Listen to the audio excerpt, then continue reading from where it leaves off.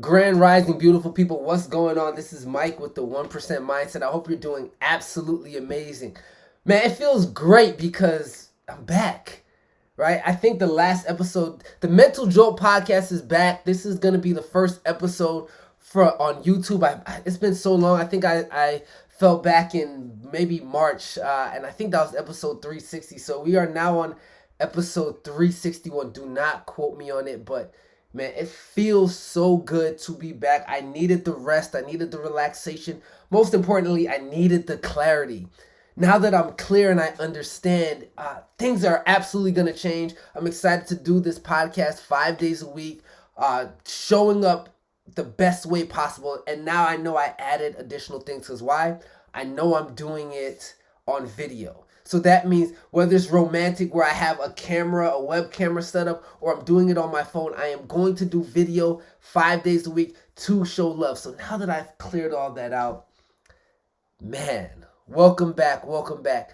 If this is your first time listening to this podcast, this is your jolt of inspiration each and every single morning to get your day started. It's your cup of coffee of motivation, or as I like to say, it's the work before the work. So whether you're coming back from the gym like I am, whether you're on your way to work, you're going to school, this podcast will get your day started over the next 3 to 5 minutes.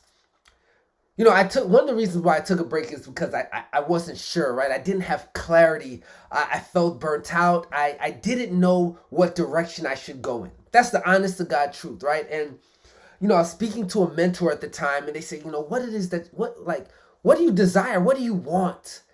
And I said, I don't know. I'm still trying to get clarity. I've all of these things that I said, right? I just was unsure at the time. I was doing these podcasts. I was doing the book club. I was doing videos. I was doing a ton of stuff, and I just didn't know what it looked like.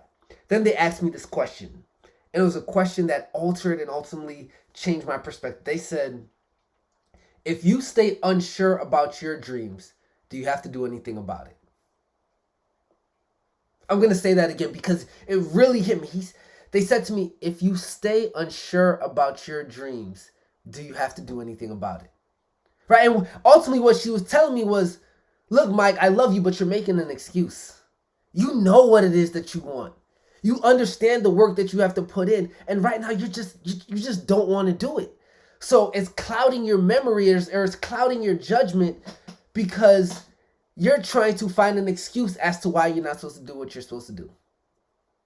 She said, if you stay unsure about your dreams, now you have no responsibility. You're taking away the responsibility because you don't want that pressure of what that looks like. Slap me right in my face. Slap me, right? Because the goals and the aspirations and the dreams that I have are sometimes bigger than I can fathom. Right? And because they're bigger than I can fathom at times, I start to question, is it actually attainable? Is it actually possible? Do I actually want to do this? Right? Are these numbers too big? Is my impact too great? Those are real life things that I started to deal with. And then she hit me with something else. Right on top of that, she said, do you want what you can get, or do you actually get what you want? I want you to think about that again. Do you only want what you know you can get, or do you actually get what you want? Do you go after what it is that you want? Because if you just want what you can get, what's attainable, then she said your life is mediocre. It's okay at best. But what does it look like to go after it? What does it look like to dream big? What kind of impact do you want to make, or can you make, or will you make? Because if it's not something that you're dreaming big for, you're going after, you're selling yourself short. And I'm looking at you right into this camera and I'm asking you, are you selling yourself short? Do you only want what you can get, or do you actually get what you want? There's personal responsibility here that's extremely important. Right? I stayed unsure about my dreams because I didn't want to do anything about it. Right? I had a flourishing podcast that I let go. Right? I did these things, and it still didn't feel like enough. I still didn't have the success I want, but I had to keep going. So I'm looking at you and I'm going to ask you the same question.